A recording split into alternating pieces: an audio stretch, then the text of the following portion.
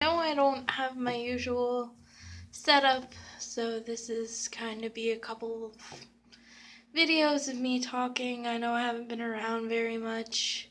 I actually found out a couple of weeks ago that I am expecting, and I am, number one, ecstatic, and number two, have been extremely busy with figuring out logistics and everything. My boyfriend doesn't actually live with me at the moment, so we're figuring that out. But in general, happy news. Um, I wanted to kind of talk about some of the stigmas that go with bigger women and being pregnant, because I know in my personal experience, it is not very fun dealing with any doctors in general as a bigger woman, but specifically the gynecologist is one of those places where, being big, you are going to hear speeches and things of that nature. And I know just from my last gynecologist visit, I am kind of dreading going to my first couple of appointments, but not at the same time because I will not be seeing the same doctor. Because my gynecologist actually had told me that he was referring me to a nutritionist and a 1-800 quit smoking, because I'm a big woman and I was a smoker up until like a month or two ago. And he had actually, instead of doing my yearly exam, brought me into the office to speech me on, how I shouldn't be this big and how I shouldn't be smoking and how I'm gonna end up not being able to ever have kids ever. And it just really upset me, especially because I am somebody who did suffer a stillbirth in the past, and I've had a bad experience with gynecologists since the age of 17, dealing with PCOS and things of that nature. But it is possible for bigger girls to get pregnant. It's not an impossibility. It's not, in fact, anything that's unnatural. There have been big women, especially in my family. I come from a very large German family where part of it is a predisposition to being overweight, and some of us do have that slow metabolism. I've been put on diets since I was 5. Can you imagine that?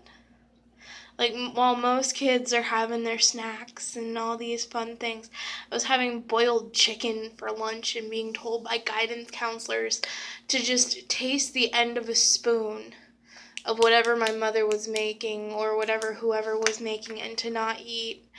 I was actually pretty much being groomed for anorexia for a lot of my childhood, and the fact that I didn't end up with an eating disorder like anorexia or bulimia is actually quite amazing because that's what I was being told to do for my entire life. And I know that my grandmother, will talk offhandedly about struggling with an eating disorder herself. And my aunt sometimes will talk about it too, because our family is predisposed to being larger. And I find that to be just awful. Now, I could make some better decisions. I'm not like at a gym 4 or 5 days a week, burning my butt off.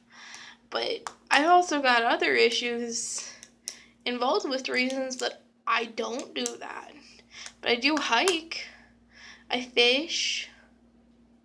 I explore graveyards at night sometimes. You know? I'm at a job now where I have the ability to get out and be mobile a lot of the time, and I utilize that. So it's not that I'm sitting on the couch eating Twinkies all day. It's just my metabolism is slower. And, you know, I'm preparing myself for those speeches, those same speeches of you're fat, you need to change that. Well, I'm fat and pregnant.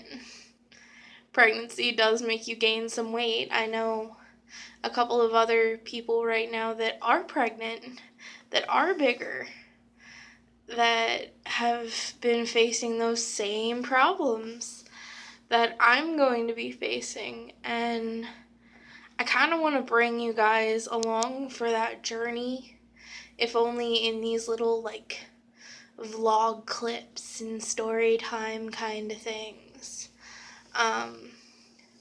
But it's happy news. You know, my boyfriend and I were planning it. It's not, use birth control, kids. That's all I'm saying. Use it until you're ready. This was a mutual decision between consenting adults. And,